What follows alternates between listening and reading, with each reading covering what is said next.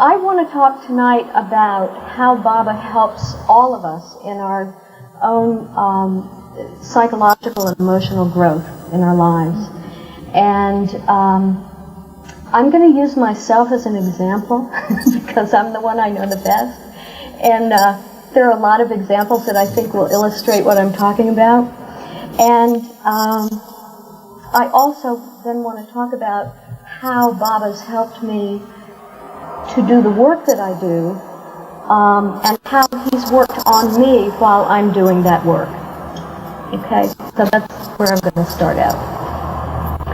I've always felt like Baba's first and last and only order to me has been, get it together. And that started from the very beginning in 1967, and we were all waiting for Baba to come out of seclusion and to invite us all to come to India for his darshan. And those of us who came to Baba during that period of time were pretty untogether.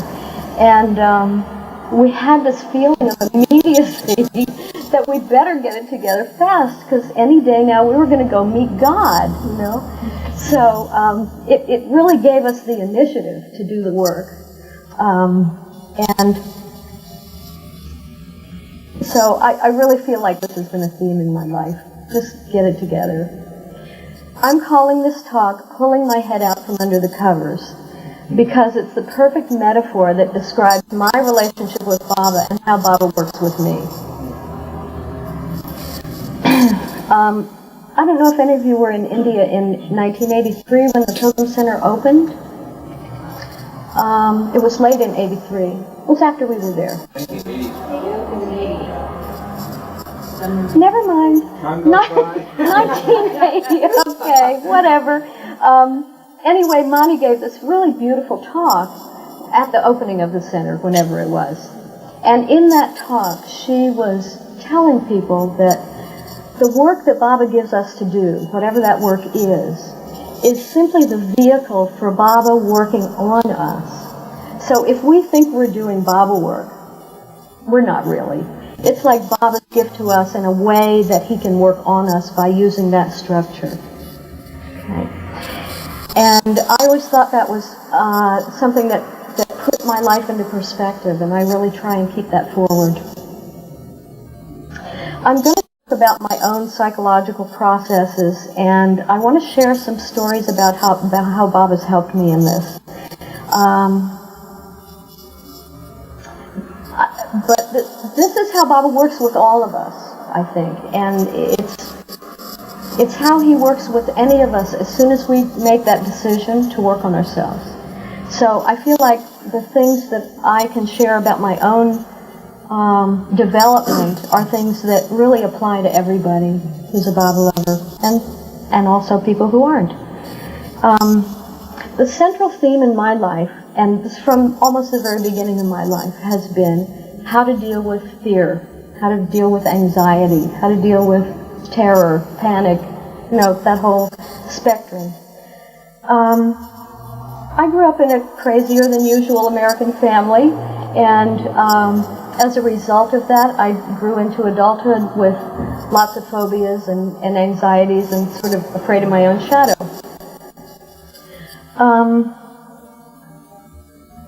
I think I spent the first 25 years of my life, which were the years before Baba, trying to avoid any kind of a situation that would be scary, which meant any growth situation. And of course that's impossible because we're here for growth, and so how can you avoid it? So I was quite unsuccessful with that, and what some people would call a bundle of nerves. The second 25 years of my life, which are almost completed now, have been in the process of trying to face those fears and overcome them and do something new and creative with them. Fortunately, this time Baba's here to help me, so it makes it a lot easier. Okay, I'm going to talk about some things that happened earlier in my life, and again, the purpose of describing this to you is so that you get a feel for what's a major theme in my life, and then to talk about how Baba really addresses that theme every step along the way since I came to him. Okay. One of my earliest memories is from the first grade. I was 5 years old, and I went to a private school that was owned by my dad. This was an all-boys school. I was the only girl. This meant that I sat in the first seat in the first row, and I always led the line to and from everywhere. So remember, this was the 40s. Okay. And I took this job very seriously. I mean, I was the leader, and I had to do it right and do it well. I was a really serious kid. Okay, the school was housed in this enormous Victorian-style mansion. It had lots of floors, I think 3 stories and a basement and another level for the gymnasium and so forth. The halls were of dark wood finish, and the stairways, except for the main one, were quite narrow, and it was kind of the awesome kind of place for a little person like I was.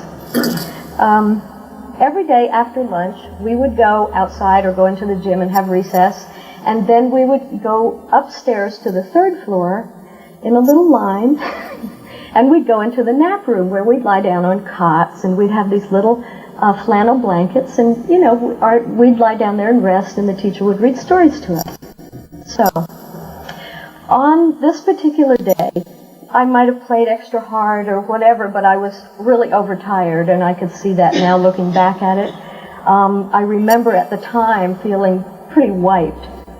And I remember leaving the gym and, you know, having the line follow me and going up these long staircases and down this narrow hall into the nap room and getting on my cot and then turning around and realizing nobody had followed me. I was like, all by myself, and it was an abandonment and separation fear that got me with that. But it was this big rambling mansion. You know, where was everybody? I was doing my job, and what was wrong? You know, so my response was to pull my cover over my head and just lay there and cry until somebody found me. So it was a very sad day. Now, everybody has experiences like this in their childhood. We all have small events that affect us in bigger ways, or they affect us because of what they represent to us, or what they revive from even earlier life experiences. So a little incident like that may not affect one person, but for another person, if there have been losses earlier on, then it has a bigger impact. So we all have these, and I want to give you a flavor of you know, that's sort of representative of how I was as a kid. Serious and worried all the time. Okay. As a young adult in the 60s, I really didn't help my anxiety level much because I did a lot of speed and LSD and dabbled into occult things. And by the time I came to Baba in 1967, I was drawing pictures of these alien-like little creatures with little squiggly lines coming out of their bodies and calling them, "Here comes my 19th nervous breakdown." So you can see Baba really had a lot to do, and he had to do something quick. I was in trouble. Okay. Those early days with Baba, in 67, 68, 69, I spent a lot of time in Myrtle Beach, and had wonderful opportunities back then to talk with both Kitty and Elizabeth on a daily basis. And I truly feel that they saved my life during those early months and a couple of years with Baba. It was a pretty wretched time, and their wisdom and their love and their support really pulled me out of something pretty dreadful. Because of the fragile state of, I want to say, my mental and my subtle bodies at that time, I was very aware of all the energies at the center, and I felt really frightened by that, and I felt sort of vulnerable to something bad getting me, sort of not knowing quite what or how, but feeling not safe. And one night I had a really terrifying sense of that kind of danger, and I told Elizabeth the next day that if I stay in that cabin, there was a particular cabin that I was in, it felt like that energy was connected to that cabin rather than specifically to me. And I told her that if I stayed in that cabin another night, I felt like I might leave my body and not be able to get back. And it really frightened me. Elizabeth, who was so wise, wasn't she? She responded on both levels for me. On the level of illusion, she moved me to a different cabin right away. On the level of reality, she said to me, Baba has this center and you in his palm, and nothing can happen to you that's not his explicit will while you're here. And so she really addressed both levels of concern for me, and it was very helpful.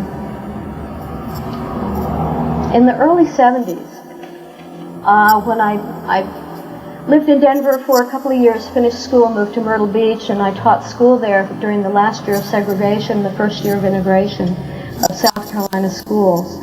Then I came back to Denver in '71 and have lived there since. So when I came back to Denver, I lived in a communal living situation with some other Baba lovers. And all but one of us had our bedrooms on the second floor of this house. There was one person, her name was Nancy, she had her room on the main floor. One night, in the middle of the night, we were all awakened by Nancy screaming and running up the stairs. I could hear the doors opening up and down the hallway. All the men came rushing out to see what was wrong. And I myself pulled my covers over my head and sort of whispered, I really did this. I sort of whispered, Nancy, are you okay? So you can see I wasn't really getting very far with working on fear at that point. And there are some other events that happened over the next few years, but the biggest thing that happened next was that I went back to India in 1978 for the first time since the darshan. And I was invited to go with Kitty, and there were two other people on the trip, and I thought, oh boy, what could be nicer going to India with Kitty? It was a totally horrible, disastrous trip to India. It was like one giant panic attack. And for 3.5 weeks, starting even before we got on the plane, and lasting until I got to Bombay Airport to leave, to come back home. And it was because I decided to throw fear into the Duni fire. So I would like to tell you about that event in some detail. And if you don't mind, I'm going to read part of this because I wrote it up for the Broken Down Furniture News, and I feel like for a story like this, I can write it better than I can just say it. So if you'll bear with me, I'd like to read it to you. First of all, very early on, in '67, I read Listen Humanity, and that was the first Baba book I read. And as most of you know, in that book, in the introduction, Don Stevens talks about his experience with the Duni fire, this ceremonial fire where you throw a chip of sandalwood into the fire and symbolically give over something to Baba to take care of.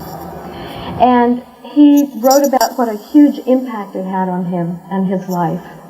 And so I knew the Duni was something to take seriously. And being a serious person that I was, I of course did. So as soon as I decided to go to India, I started thinking about what I'll throw in the fire. And I decided to throw fearfulness because I felt like it was the thing that most kept me from Baba, that it was the heaviest curtain between me and Baba, that it made us most separate from each other. So, as soon as I decided that, things started to happen. I started getting really anxious. I found myself completing all sorts of tasks at work and at home as if I were finishing some ultimate thing or preparing for a change of major proportions, not knowing what. I began to have a gnawing fantasy that maybe Baba was having me put things in order because I was going to die soon. Well, this is what happens in anxiety, you know. Okay, so what I expected to be a trip without complications really wasn't. I began to have panic attacks by the time I arrived in India. Then I developed a new fantasy about how I would die. And I thought I was going to die of asthma, that I was going to get asthma and stop breathing and die. And at the time I had been working with children with life-threatening asthma. So I sort of carried that over, and I focused totally on it. I lost perspective of everything. And I was just focused on my breathing for 3.5 weeks. Okay. Not a pretty picture. Okay. So, we had gone first to Switzerland to visit Iran Bilu, and had spent some wonderful days there, and it was just, Switzerland is so clean and crisp and fresh and beautiful, and then we left there and we arrived in Bombay. There was all this filth and heat and humidity, and I just thought I was choking in Bombay. I couldn't wait to get out of Bombay and onto Nagar. Of course, it didn't help, but over the next 12 days, as these panic attacks persisted, I got increasingly alarmed about it, and I began to wonder if throwing my fear into the Dhuni was such a good decision after all. Knowing how Baba begins to dredge things up from the depths of you, when one throws a chip into the fire, could I stand it, I wondered. If it's like this now, what would happen then? This thinking ushered in yet another fantasy. Oh God, maybe I wouldn't die. Maybe I'd go crazy instead, Maybe I'd end up in some hospital in Bombay and 4-point restraints and shock treatments. Just went on and on. So on the 12th of November, we were sitting in Mandali Hall, and of course the subject of the Dhuni came up. I asked Erich if he would talk about the significance of the Dhuni. His response really surprised me. He spoke of it only as a ritual, as only symbolic. I understood him to say we can't really give up anything by throwing a chip into the fire, that doing so is only symbolic of any real surrender. That confused me, and I asked Erich to clarify something about the true meaning of the Dhuni, because I was afraid to throw this tiny chip into the fire. And I knew it would have profound implications. I must not have made myself clear. Probably Baba just kept it from being clear, because Erich just said, well, don't worry about it. If you feel Baba's love, then join in. If you don't feel Baba's love, then just stand back and observe. I thought, what do you mean don't feel Baba's love? Which I wasn't feeling. And he pinpointed this element of my feeling totally separate and estranged from everybody, from Baba, from the Mandali, from other pilgrims, just from everybody. So evening arrived, and we began to gather at Lower Meherabad for the lighting of the Dhuni fire by Padri. I had become so frightened about what would happen if I tossed in my one small piece of sandalwood that I truly didn't know until the moment arrived what I was going to do. What a dilemma and a paradox, to be so afraid of my fear that I'd consider hanging on to it for fear of getting rid of it. Now, even I could see that that was crazy. But it didn't help. So, Arti was sung, and then one by one, people that were gathered there began to step forward and dip their splinter of sandalwood into the ghee and drop it into this fire and bow down to Baba, and then return to their places. And while this was going on, songs were being sung by one person and another. Suddenly I found myself on my knees at the fire, and I threw my chip in, and I spontaneously said to Baba, help me to be brave for you. And that thought just came out of nowhere. It wasn't, don't take my fear away. It was, help me to be brave. I started to go back to my seat, and someone was singing a song. It was a Rumi poem, and the words he sang at that moment were, why should I fear? When was I less by dying? And with those words, Baba's presence just became very powerful. It was like no other experience I'd ever had.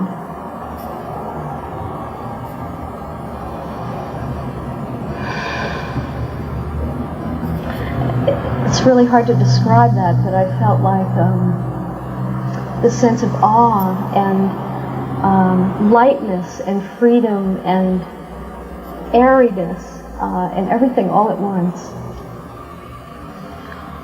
So I returned to my seat, and I knew that something really profound was taking place inside of me. I didn't know quite what at the moment. Just then, that first song stopped. Alan Wagner, who's an old Denver Baba person, so we go way back, Alan turned to me and said, "Winnie, why don't you sing a song?" And I went, "Oh God, not me, I can't, I'm too scared." And I said, "No, I can't do that." And as soon as the words were out of my mouth, I thought, I've blown it already. You know, a minute and a half and I already blew it. Here, Baba gives me this opportunity to be brave, and I can't do it. So I was sitting there commiserating over that for a minute, and someone else sang a song, and then Alan asked me a second time. He said, "Winnie, why don't you sing something?" Now, Alan knew that I loved to sing, but during those years, I was so frightened that I couldn't really let anybody hear my voice. So I thought, well, here's my second chance, I'd better take it. So I thought, oh God, what am I going to sing? So I turned just to anybody around and I said, does anybody know this song? It's called What Wondrous Love Is This? It's an Appalachian folk song. So Eric and Heather Nadell are sitting on either side of me. In stereo, they say, "Oh, I know that one." I went, wow. So we started singing this song, the three of us together, and it was wonderful. It was just glorious. We sang the first verse and the second verse and the third verse, and then started into the fourth verse, and nobody was singing with me. Wait a minute, what happened? They didn't have this fourth verse. They didn't know it. And I felt like it was Baba's way of saying, come on, you can do a little bit by yourself. Just do a little bit, you know. And I did, because there was no stopping at that point. The words of that verse go like this. And when from death I'm free, I'll sing on. Baba's such a trickster. I felt like he was telling me, come on, just do it, you know. Okay. From that evening till the end of my stay, I noticed that something internally was different. It was changing. It wasn't altogether different yet, but something had really gotten churned up and was sort of realigning itself. I was still really anxious, but my attitude about it changed. And I began to relate to it as, wow, this is a chance to be brave, rather than, oh my God, I'm going to die from this. So the rest of the trip was like that, including one day when I was walking up the hill to Upper Meherbad, and this Indian child came along with a herd of water buffalo, and they got sort of close to me, and for some reason the kids started switching these buffalo, and they all started running. It's like they're stampeding straight for me. But oh no, I can read the headlines, you know, Baba lover trampled in the wilds of India by herding a herd of water buffalo. So I sort of leapt into the air and jumped behind a tree, and the animal stopped and started walking again. It was just, you know, a little example. So there were a lot of things like that over the next few days. Then the time approached for getting ready to leave India, and I thought, oh no, what am I going to do? I knew I had to make this part of the trip by myself. All the other people who had come at the same time were staying longer, so I knew I had to get myself to Pune and Bombay and onto the plane before I could relax. So I thought, what am I going to do? And somebody at the breakfast table started talking about, well, I'm going to go to Pune for a couple of days. I thought, hot diggity, halfway. And so we ended up getting a little group of people together to go to Pune, and Dolly and Mara Carawala took us all around to the zoo and Baba's pet elephant and Guru Prasad and the whole business. And it was really quite delightful. And then they put me in a taxi to go to Bombay. And so I was really safe and sound at that point. And I knew that the only thing I had to do was get myself, in arriving at Bombay, I went to Nargis Dadachandji's house and stayed there for the afternoon into the evening. And I knew then the only thing I would have to do is get myself to the airport, and I thought, well, maybe I can do that without dying, So the only thing I would have to do is get myself to the airport, and I thought, well, maybe I can do that without dying, So we got into the taxi. There were 3 other passengers. They were all Indian. And the taxi started to drive off, and I looked around, sort of going, who are these fellow passengers I'm traveling with? And this one gentleman started to say the first thing he asked was, do you follow Rajneesh? And I said, no, Meher Baba. So he smiled really big and said, oh, he's a good one. And then we struck up this conversation. And out of the blue, maybe it showed on my face a lot more than I thought it did, but he started talking about how safe women are when they travel alone in India, that I really had nothing to worry about, and that there would always be people there to help me. I mean, this sort of came tumbling out of him. And he did help, and we had a rest stop, and he showed me which things to eat and drink and which things to stay away from, and made sure that Nargis was home before they left with the taxi and so forth. And it was really quite lovely. So I got ready to leave Nargis's that evening. She put me in a taxi and sent me off to the airport, and I knew that I had to sort of brace myself for the onslaught of Bombay Airport, and I'd heard all these stories about it and was really scared about the airport. And I knew no one would speak English, absolutely no one. So I got to the airport, and to my great surprise, from the moment I entered the door until I was through duties, customs, exit, all that stuff, and searching your luggage, into the waiting area to get on the plane, it took exactly 10 minutes. And I know this has never happened to anyone else. And I don't know to this day how Baba did it, but it was so fast. I mean, there it was. So I sat down and waiting for the plane, and then there's this very young, she looked like a child bride almost, Indian woman, sitting nearby, the eyes this big. She looked at me and she said, are you going by Swiss Air? And I said, yes. And she said, are you going to New York? I said, yes. She said, can I go with you? I'm really scared. And it turned out it was her first time outside of Bangalore in her whole life. She was going to New York and then on to Virginia to meet her husband, who was in graduate school there. And she just didn't have a clue. So I ended up taking care of her, including getting her through customs in New York and getting her to the right place to get her next plane and all that. And I think the signature to this story is that as our plane took off, the music was playing Begin the Begin. And I just loved that. I finally relaxed. And in fact, when I got back, I found myself feeling so peaceful and so wonderful. I got laid off my job 2 days after I got home. I was unemployed for 3 months. It went on and on, but somehow I had the wherewithal to hang with it. It was really different. So that was the beginning. And actually I felt like Baba had sort of culminated a piece of work in that trip rather than began it, because things got a whole lot better after that, instead of worse like I thought they were going to. 2 things have happened in my life since that time that I sort of use as signposts about my growth. One is in 1983, I came home from India and fell ill with dengue fever. And I don't know if you know much about that disease. It's a virus carried by mosquitoes. There are 6 strains of it. There's no treatment for it. There's no preventative.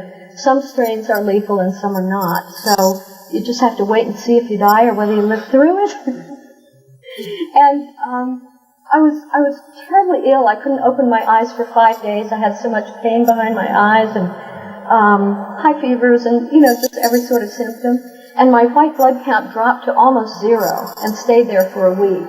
So people coming into my room had to wear a cap and gown and gloves and so forth, and wash my room down every day, and, all these precautions, not because they might catch something from me, but because I might catch something from anybody coming in, and I wouldn't be able to fight that illness.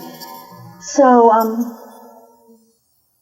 I was really deathly ill one morning. My blood pressure dropped way, way, way low, and they really didn't know until weeks later what had been wrong with me.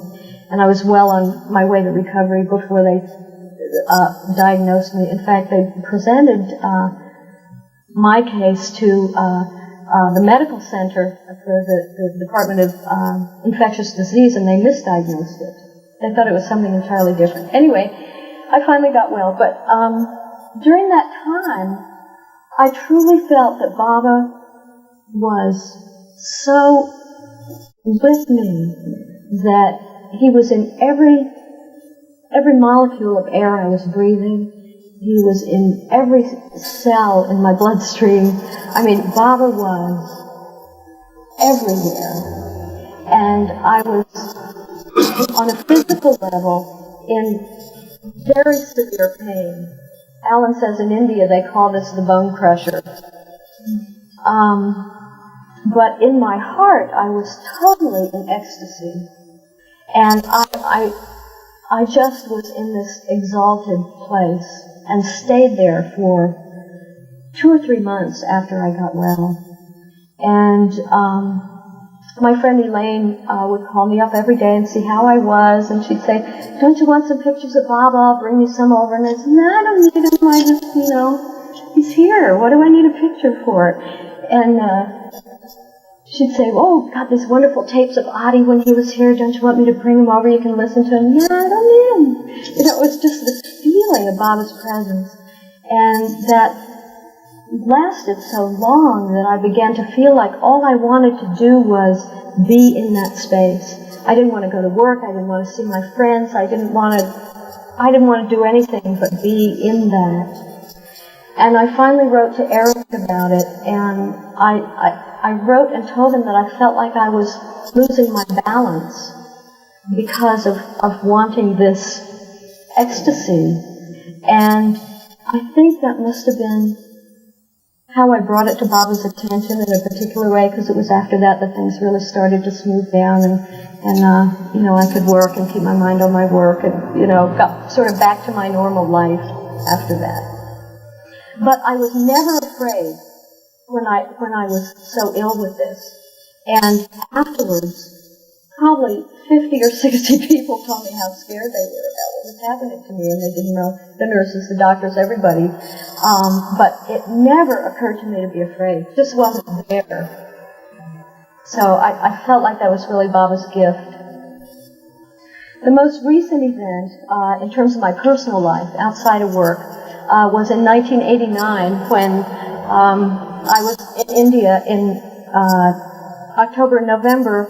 And again, I had to travel alone coming out of the country. I had gone in with someone, but I was coming back by myself. And I ended up traveling alone to Bombay and arriving after dark, and I got kidnapped by these taxi drivers. So I would like to share this story with you, and please keep the humor of it about you, and hear what happened. My visit was, as always, really wonderful, as always, except for 1978. And I was reluctant to leave, while at the same time I was rather eager to get back into the West. There are certain things about India that have always been really difficult for me. And like having to be so careful about your health and being constantly on guard so as not to be cheated by cab drivers and rickshaws and merchants, etc. As I was preparing to leave India this time, I found myself especially looking forward to not having to deal with the way men there still exert dominance over women and generally hassle us, particularly when we're not accompanied. This might have been a clue to me that Baba was up to some mischief, but I didn't realize it at the time. So, my journey back started out innocently enough. On a Tuesday morning, Hugh Flick and I left the Pilgrim Center in the Hippo bus, and we had a wonderful ride to Pune. We took pictures along the way. We talked about Baba. We stopped at Guru Prasad. It was just a really lovely day. I had planned to take Roshan out to lunch that day because she had been really hospitable to me in the past, and I wanted to do something to repay her. She said, and I wanted to take her to Latif's, of course, and she said, no, we mustn't eat out because there's an outbreak of typhoid in Maharashtra state, and we're not sure where, but you shouldn't eat or drink anything here in public places, nor in Bombay. So we had lunch at her house and went for a walk, and then got all my baggage. I had been to London and then to Delhi before coming down to Nagar, so I had all these bags, like my winter clothes. You know, I was really laden down with all this luggage. I couldn't get an airline ticket because it was a strike. I couldn't get a seat reservation on the train because I had tried to make my reservation too late. I couldn't get a taxi because none were going to Bombay for some reason which was never explained, even when I offered them a lot more money. And I thought, geez, you know, if they won't do it for money, what'll I do? No. So I thought, oh, how am I going to get to Bombay for my plane tonight? So I wonder what the Baba's going to do about this. So I finally ended up getting a first-class ticket for the train, but it was not a seat reservation. And what that means is that you get to be in the air-conditioned car. I don't know, how many of you have taken the train there? You're in the air-conditioned car, but you don't have a seat. Okay? And where I ended up was between the back wall of the car and the last row of seats, along with an Indian woman and her daughter and our luggage. So I was on the aisle, and these big trays of chai were being carried over my head, and people were coming in and like climbing over things, and it was chaos. And this one guy actually tried to sit on me, and I just pushed him away. And I sort of said rather loudly, "This guy's trying to sit on me!" And nobody turned around, you know. I was the only listener. So anyway, sort of got myself to Bombay by way of this train journey, which took about 4.5 hours. It was longer than the taxi would have taken. So, but I wasn't really that uncomfortable for some reason. You know, I was really mellow, just sitting in bed, and it was wonderful. So I was just sort of going with the flow, you know, thinking Baba's name and waiting till I got on the plane. Finally arrived in Bombay, and they told me in Pune, get off at Dadar station because it's a lot closer to the airport. So I did. It was about 7:15, and it was already dark, and I had been mildly concerned about traveling alone after dark, but I figured the only hard part would just be getting a taxi from the train station and going to the airport, and that wasn't really such a big deal, so, you know, I wasn't really that worried about it. So, almost as soon as I stepped off the train, this man walked up to me and asked me if I needed a taxi. Yes, and was I going to the airport international? Yes, I was, and well, I could take you, okay? So I said, okay, and that was my first mistake. Some turmoil took place around getting large rupee notes changed for tipping the porters, and we ended up driving off. This driver had a friend come into the taxi with him, so there were these two men in the front seat and I was in the back seat. And this is really dumb, but they tricked me out of 300 rupees until I figured out what was going on. Okay? How it happened was they'd offer to give me some change. I handed them a 100 rupee note. They would hand me back a 10 saying this one has a tear, it won't be accepted. I didn't look at whether it was a 10 or 100. It was dark, I was tired, I was trusting, you know. And so I put it back in there. I go, oh, no, this is 100. And, you know, it went like that 3 times, and then suddenly it dawned on me what had happened. So I started shouting at them, you're cheating me, I want my 300 rupees back. And then I started yelling out the window of the taxi for somebody to get the police, and I was saying, Baba, Baba, help me. So it went along like this. They proceeded for about an hour and a half to drive me all around the city. First, of course, they denied that they had duped me. Oh, no, madam, you are mistaken, madam. No, we are not cheating you, madam. And I kept insisting that we go to the police. And then they tried to convince me that it really did cost 280 rupees to get to the airport. And at that point, I began using quite different language and telling them that I knew it was over 70.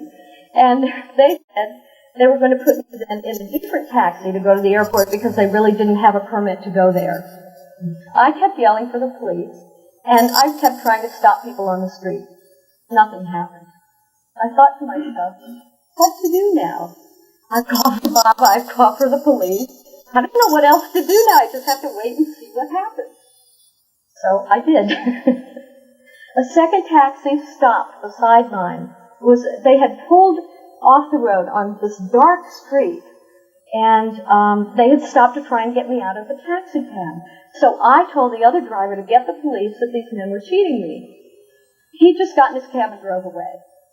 Then there was a man that walked by on the street, and, you know, he looked sort of like he was educated, you know, dressed nicely, and et cetera. So I asked him if he spoke English. He asked and said, these men are cheating me, please get the police.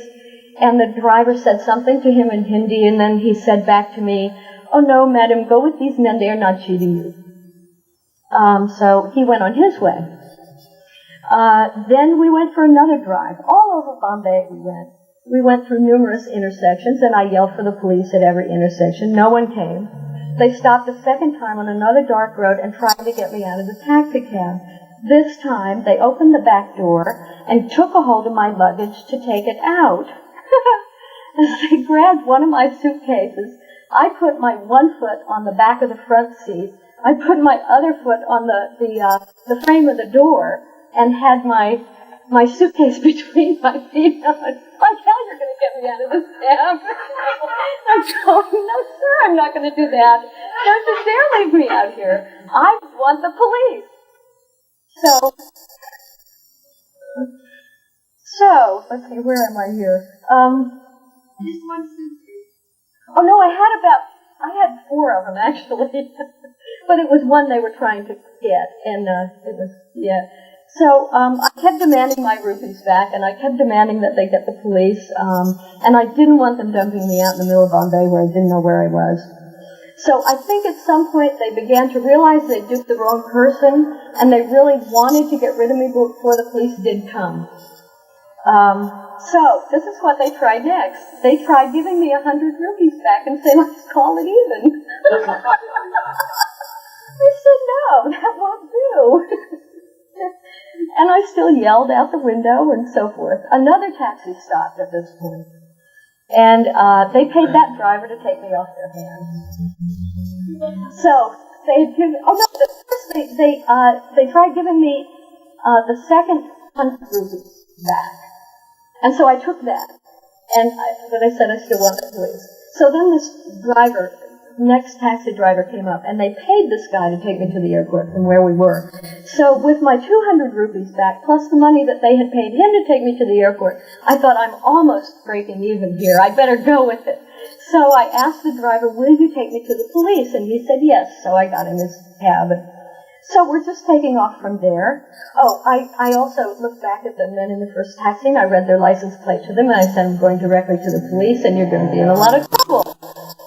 So we drove off. About maybe 50 feet down the way, along comes a policeman. It's like, where are they when you really need them? But here came this policeman, so I explained out the window my story, and he sent me to the police station. The police station took a report. First, they weren't going to take a report. I had to be in a different, precinct or something. But then the taxi driver explained to him, yes, I really did pick her up at this spot, and yes, they really did pay me to take her. So the police's first attitude was, well, madam, why did you give them your money, madam? Why didn't you count your rupees, madam? Oh, God. So, but after this taxi driver explained, then he sort of softened up and he said, you know, he would make the report, they would look for that taxi, and they would send me with my own police escort the rest of the way so nothing would happen to me. So I had 2 policemen actually take me to the airport from there and make sure I got on the plane. Now, in all this, I never felt afraid. And I don't know why, because looking back on it, I mean, something terrible could have happened, but I was mad. I felt really stupid, but I was never scared. And I just thought that was real interesting. Okay. Now, how's our time doing? Oh, dear. I want to talk some about my work as a psychotherapist, because this is another level of how Baba works on me while I'm working with other people. Okay. And I've always felt like Baba has been working as hard on me as I've been working with my patients during the 16 years I've been doing this work. During the past 4 years especially, Baba has presented me with some new challenges in my work, working with survivors of ritual abuse from satanic cults. I've now seen 5 patients with this kind of background, and 3 have had multiple personality disorder, 2 have not. I want to share some of this with you, since it, of course, raised all my old issues about how to conquer fear. I mean, this was terrifying, some of it, and how Baba's helped me to do this work. I also want to say, I want to give you enough of a sense of the severity of what's happened with these patients, but I don't want to sort of shock or stir anybody up. If anybody has a background, and I don't know that anybody does, but I always say this when I talk about this. But we live in LA. Okay, all right. But if anybody has a background of abuse like this could be very upsetting. So I would be glad to talk to anybody at the end of the time if anybody's stirred up. Okay. No, they don't. They don't know each other either. At least none of the ones that I've... Yeah. I don't even... You've mentioned this before, but... is there some way you could define this a little clearer before you proceed into the details? Sure. Can you give us kind of an overview? Sure. We were talking at dinner over this, and there are different kinds of cults in the United States. There seem to be a lot of them in the Southwest. There are 200 cults in Colorado alone. That includes pagan cults, satanic cults, witchcraft, all different kinds of things. So they're not all satanic, but there's a heavy concentration of that kind of activity in the Southwest, Colorado, New Mexico, Arizona, especially in Texas. The kind of cults that adolescents sometimes get into with like heavy metal music and all the uniform and drugs and sex and rock and roll basically is what that is. There's not too much ritual stuff. The most frightening and the most dangerous kinds of cults are multi-generational cults where kids are brought into the family are born specifically for the purpose of either being sacrificed or abused or to take on certain roles in the cult like a priestess or a priest or whatever. And these groups do things like ritual torture, brainwashing, programming, hypnotism, gang rape, just every kind of horrendous. It's pretty overwhelming stuff, and they've done all of it and more. Okay. Yeah. Well, the source of this is from Europe, from centuries ago, and this kind of cult activity gets passed down from generation to generation within families, and this has been going on for a long time in the United States, but it's only in the past 5 years or so that anybody has, it's finally an issue coming out of the closet. In Denver, there are 4 different hospitals that study and treat ritual abuse and multiple personality disorder. There is an institute that's set up specifically to study and treat ritual abuse. And so Denver is one of the places where people can get treatment because there are a number of people who know about it and know some things about how to treat it. Okay. Does that give you enough background? Okay. Does multiple personality have well-being with it? You mentioned it. Very frequently, because the abuse is so severe and so traumatizing that the way people can survive is to split off those parts of themselves so completely that one can carry a memory, one can carry a physical sensation, one can carry the hypnotism, one can carry witnessing sacrifices or participating in that kind of thing.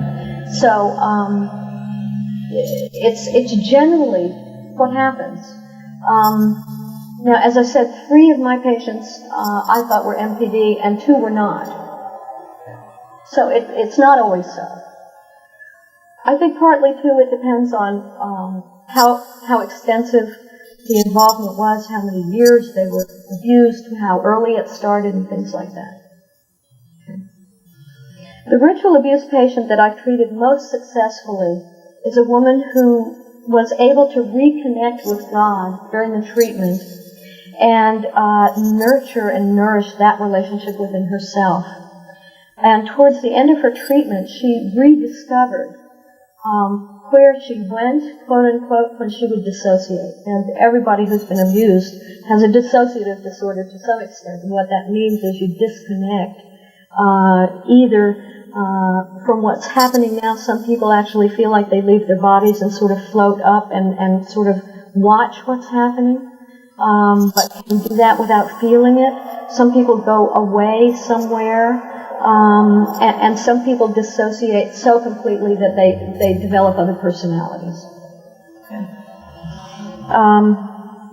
She realized that when she was abused, she said, I went to an angel. She said, she'd take my hands and look at me so lovingly. And I'd know that I'd be okay no matter what was being done to me. And she was so full of love and so beautiful. And when my patient told me about this, I immediately thought of Mara, and I thought, this just must be Mara. It just felt like that to me, that depth of love. So, now I want to tell you about 2 others, and you can see how Baba turned things, and how Baba helped me to deal with it over time. I'm going to read to you some, and this is from an article I wrote for the Journal for Psychological and Spiritual Integration a couple of issues ago. I'm going to call this patient Dottie. She first came to see me after calling me and asking me if I worked with people who'd been molested, even if it was a long time ago. I said yes, and she came in. She was very, very blonde, like platinum hair, platinum eyebrows, platinum lashes, with very intense blue eyes, very rigid, frightened, troubled, deeply troubled.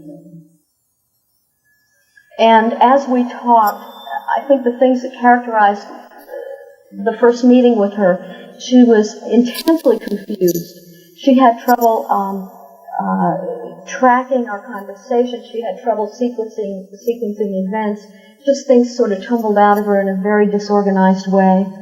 And as I went to bed that night, I was thinking about her, and I thought, boy, pretty disorganized lady. I don't know what this is going to be like.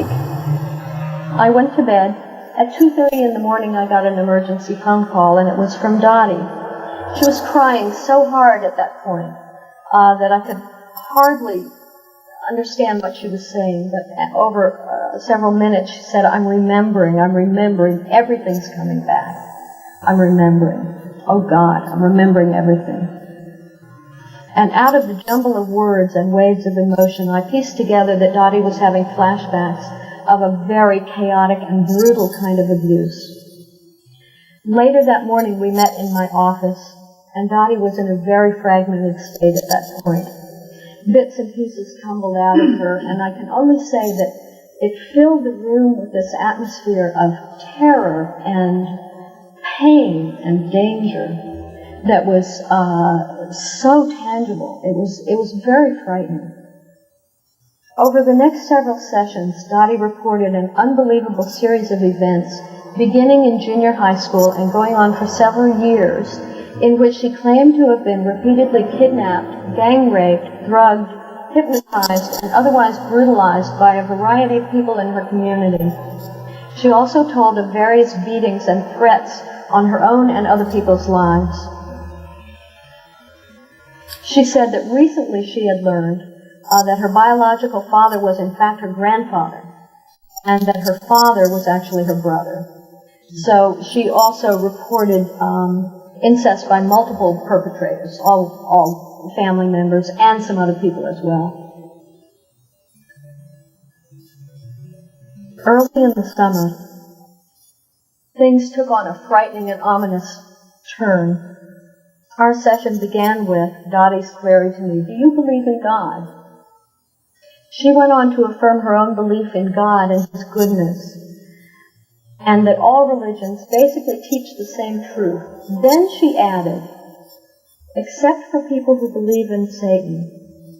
She then removed a chain from around her neck, and on this chain there were several pendants and amulets of various kinds, and she held these out to me and showed them to me and asked me if I'd ever seen anything like this before and did I know what it meant. The one she showed me first was a 5-point star within a circle, and one of the points was on the bottom. And I knew, because I had attended some in-services about satanic abuse, that this could be related to that. As she held these things out for me to see, I found myself physically shrinking back. I just felt like, God, I don't want to touch this. It was like bad vibes. And I felt this wave of fear. It's like when your hair stands up on the back of your neck. It was really terrifying. And I just was saying inwardly, Baba, Baba. I just didn't know what to do. I was really scared. Dottie then began to tell me about a witch doctor who frequented their home while she was growing up, and a one-time neighbor who had a satanic church in his house. I asked Dottie at that point, "Do you think all of this that you've told me about has to do with being part of a satanic cult?" She said yes. Her response was really simple, and the impact of it was really profound on me.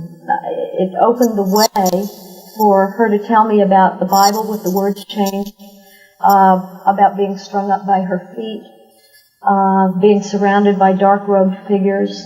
Finally, I was seeing the light. Now the sharp pains that she experienced in her side and in the base of her skull, and the sensation of a needle being embedded in her back, the drugging, the hypnotism, the incest and brutality, the amulets, the incense, the Bibles, seen within the context of ritual abuse, Dottie put it this way, it all makes horrifying sense. As understanding dawned, I had two different reactions. One was relief of the sort, and a sense of mental clarity. It's like, now at least I could see a direction to take. The other response was a combination of feeling totally overwhelmed, feeling the life being drained out of me, and a terrifying awareness of the presence of evil in the room. And I just was praying, Baba, Baba. I didn't know what else to do. That was all I could do at that point, Baba. Protect me, protect Dottie, help us both. During the next several appointments, Dottie and I talked about God, the power of His love, and how to hold on to Him. I found myself feeling dead after each session, so drained that I had to rearrange my schedule so that I could allow myself recuperative time before seeing my next clients. I realized that for several weeks now I'd been eating as if there were no tomorrow, which is my first response to stress. And my sleep began to be very disturbed. I started having nightmares. And these old fears returned about the presence of entities that could get me. And I felt like I sort of regressed back into like late 60s sort of mentality. I continued to repeat Baba's name to myself before and during each session, and enwrap myself in his light and love each night as I went to bed. I recognized that I felt much too vulnerable to effectively treat this woman.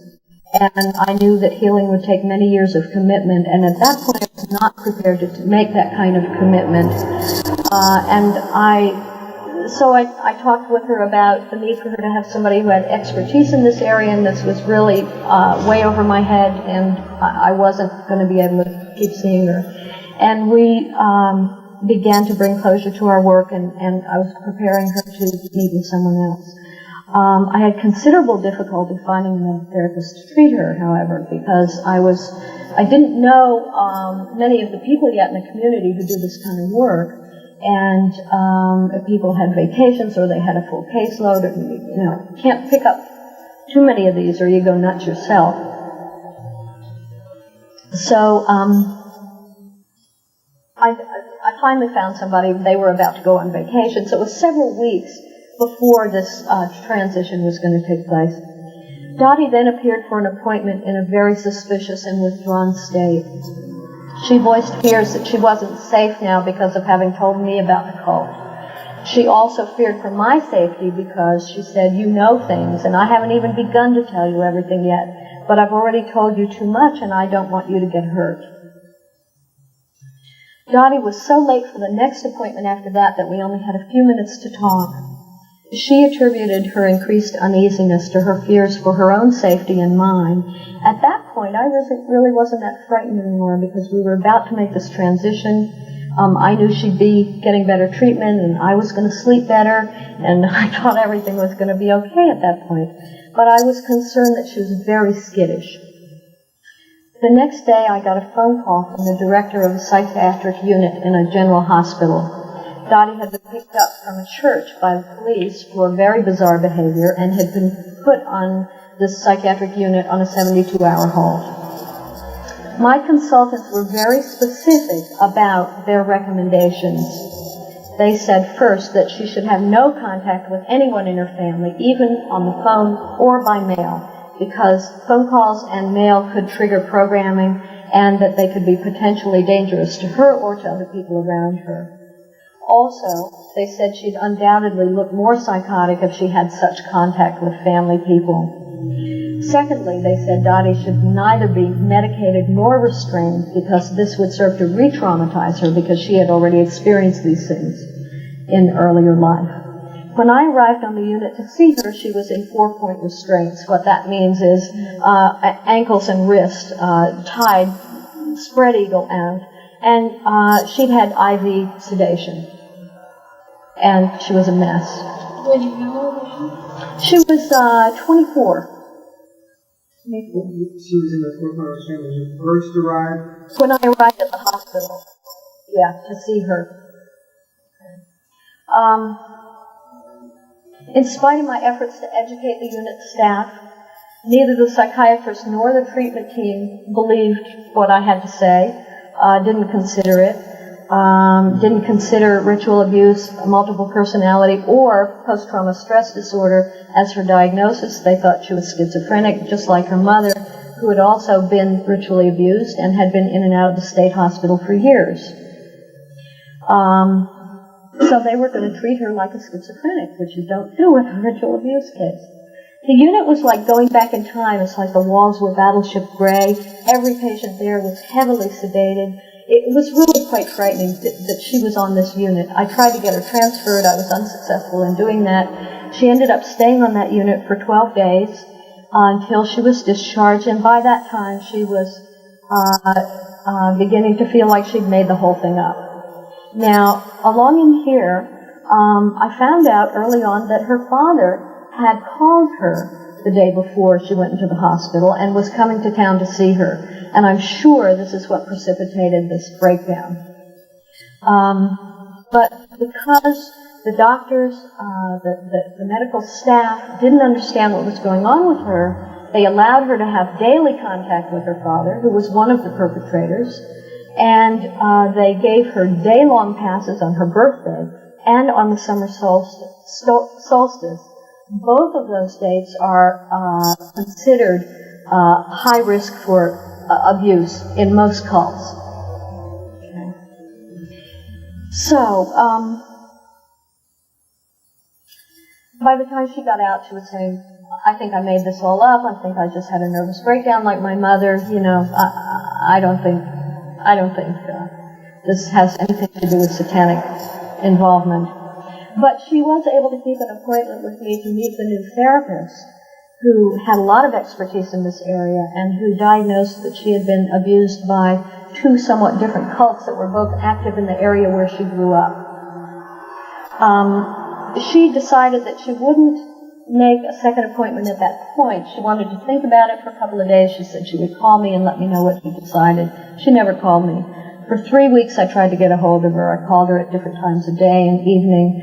I was never able to reach her. I didn't know for a while whether she was alive or dead.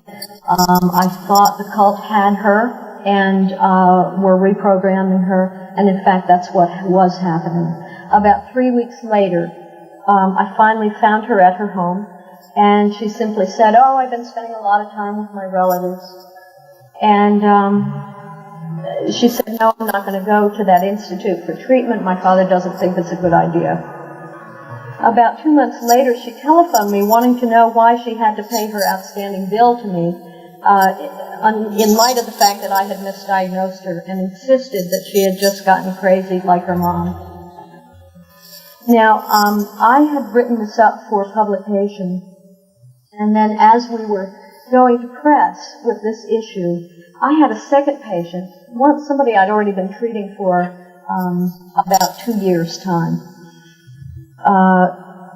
And we were discovering that this second patient was presenting with multiple personalities at this point. And over the spring and summer, it became clear that she also had been a victim of ritual abuse in both satanic and pagan cults. Needless to say, this turn of events temporarily weighed heavily on me. However, I soon noticed that I was without fear that I'd experienced when I'd been working with Dottie. As a flood of ritual abuse material came forth during the next several weeks, there was one session with my patient during which an alter, we call these alter egos or alter personalities, and shortcut is alter.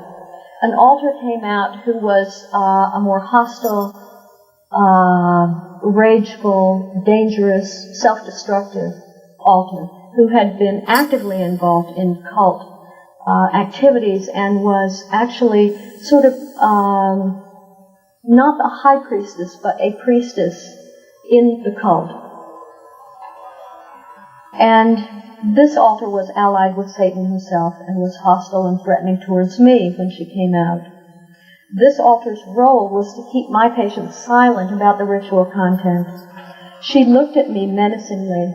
This took place while my patient was in the hospital, by the way, so it was a very protective environment, and it was safe enough for her to do this work, and it was safe enough for me to be able to tolerate it because I had a team of people to help me, and people who did know about it. She looked at me and began to talk about the powerful forces of the devil. She was saying, "You have no idea what you're dealing with here. These forces are more powerful than you can imagine. If you're smart, you'll back off now. Don't mess with this. It'll overpower you. He is all-powerful." To this I replied, "I have nothing to fear from him or you because I belong to God, and I know that." At that point, that altar became silent and eventually went away and did not reappear again during the treatment. My lack of fear may have been partly because I was able to identify what caused the emergence of the personalities, and I could see that my patient finally felt safe enough to have the altars come out as themselves. Another factor that reassured me was that because of our previous work, including several hospitalizations, our alliance was very strong, and our mutual regard for each other and affection for each other enabled me to continue to work with her, and it enabled her to want to continue working with me in spite of my inexperience with these issues. Most of all, I felt a deep love for this patient, and that love sort of came out at that time, and I really felt like Baba sort of opened that at that time, that it was always there, but he sort of brought it forward then.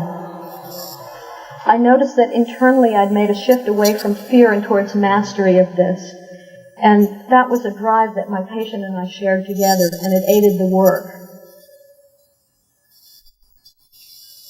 You know, and these two situations, the one that didn't go well, and then this second one that went much better, sort of verifies a perception I've had about how Baba seems to give us opportunities to practice before the real thing comes along. You know, it's sort of he gives you a trial run before you have the real test.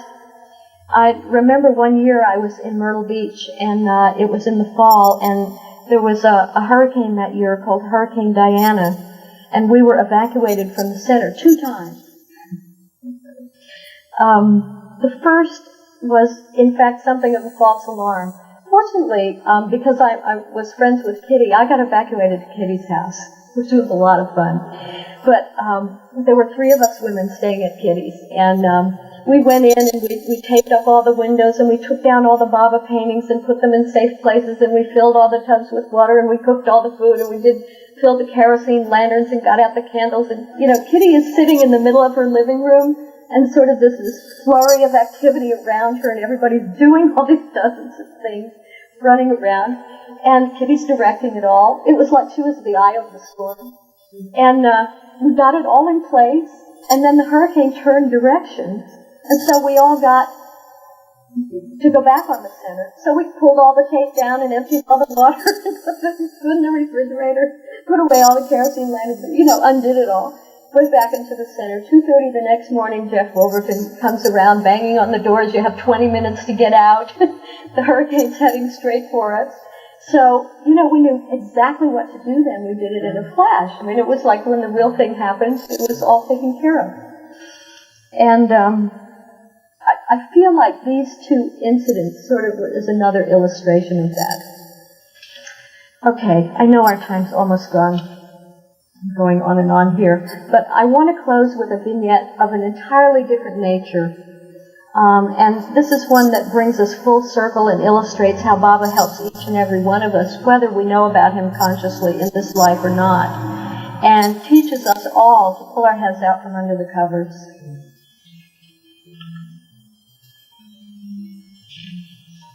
I've called this vignette Victim to Victor. My client began the hour this way. And I'll use sort of her accent because she's from Connecticut and has a very rich accent, and it also conveys something about her personality style and how she copes with things. She said, well, what do you want to hear about first? My visitation from God or how I almost died? Martha had been in treatment off and on for more than a year. Yet, because she had been preoccupied for most of that time with basics such as unemployment, losing her home, and how to put food on the table, it had only been in the past couple of months that she had begun to look at her issues in any kind of a focused way. She had an abuse history, which she coped with by using her very good training, by getting creative about practical means of survival, and by using an abrasive style of humor, which both revealed and minimized the things that were important to her. So she could let you know about it, but in a real sort of round the corner way. Martha sometimes referred to her guardian angels, whom she felt kept her safe and gave her comfort, and to whom she could tell anything. Otherwise, she was not what she called a spiritual person. Martha was usually in a very guarded, cautious mode at the beginnings of our sessions. But something was decidedly different on this day. It was soon evident as she related to me the following dream. On Monday night, I dreamed I was sleeping. And I woke up and I heard and I saw this man climbing into my window, and I yelled, "Get out of here!" And he got scared and left. Then I woke up. Then she told me I was really pleased with myself for having protected myself in my dream. Even though I was petrified, I didn't freeze. And that thought stayed with me for several days afterwards. it felt like a really important dream to me. And then she said to me, "You probably don't think it's a big deal, but I really feel good about the fact that I could do something if anything like that ever happened to me again." And there she was referring to having been raped when she was 14 and being unable to do anything to protect herself at that point. We talked about how much better she is at taking care of herself now, and that I did indeed recognize what it meant to her to take active steps on her own behalf and not become paralyzed. Martha went on. "Then on Thursday night I had another dream. I was in my bed. Then it was like I was being picked up and sort of thrown all around the room. I'd feel like I was falling and I was scared I was going to get hurt, but then I'd get caught by something. The experience was upsetting, but I realized in the dream that I wasn't getting hurt. Then, this part is really weird, Winnie. I don't know if I was asleep or if I was awake. I was back in my bed, and I had the covers pulled up over my head. I don't know if I was asleep or awake. Something inside was telling me, 'Pull back the covers, Martha.'" This is how she said it. And I was saying, "I'm not going to do that. I'm staying under here. Not in your light." But then I pulled them back just a little bit. And I saw this little bit of light. And then I pulled back the covers a little more, and there was a little more light. And then there was God. He looked like Jesus. I don't know why, because I'm not really into Jesus, but that's what he looked like. He had long flowing hair. He had a long robe on. And then I said, "Oh, it's you, God. Well, why didn't you tell me or something?" It was as if I was seeing an old friend after a long time. And we had like a heartside chat. We talked about all kinds of things. At this point, Martha began to cry. He talked to me about my mom. It wasn't that he was talking exactly, more like I could just intuit what he wanted me to know. He asked me if I was mad at my mom for not giving me the love I should have had growing up. I said no, she did the best she could, which was her defense. He said, but he was angry at her. Like it wasn't supposed to be that way. Then I was awake. She didn't put it into words, but Baba's presence was so strong just then, I found myself crying with her and thinking, he's telling you that he will give you the love you didn't get from your mom. Martha then dried her eyes and quipped, "Well, Winnie, that's my visitation from God. Now you want to hear how I almost got killed?" She then went on to relate the following event. On Saturday night, I was out with a couple of my friends. We went dancing, and afterward we stopped at Juanita's uptown for something to eat. About midnight, one of the girls I was with said she was pooped and she left to go home. We stayed a little longer, and then we left too. Carol was parked about a half a block away, and I was parked down at the next corner. Now, you know me, Winnie. I'm usually miscautious.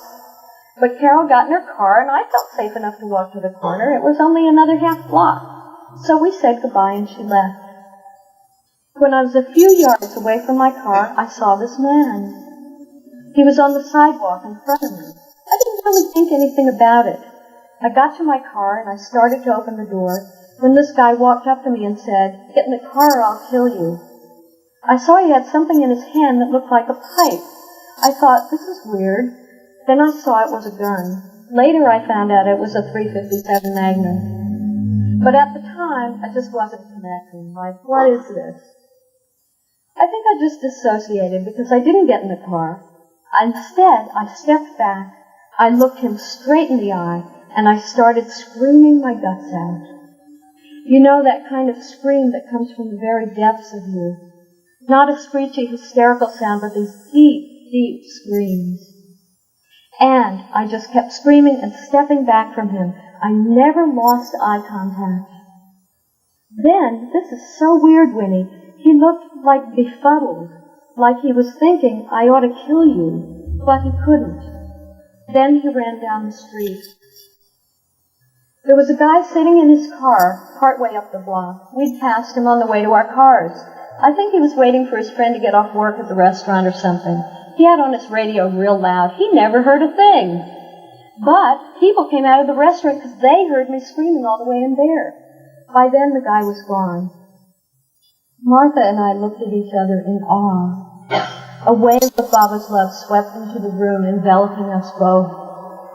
Nothing was said, but we both recognized his breeze of compassion and savored the moment together. Later, Martha told me that she felt that God had given her a practice run in her dream earlier in the week, and that the dream of God talking to her let her know that he was there and that everything would be okay. Part of what stands out to me about this is that Martha is not consciously a seeker. She professes no ism and doesn't consider herself particularly spiritual.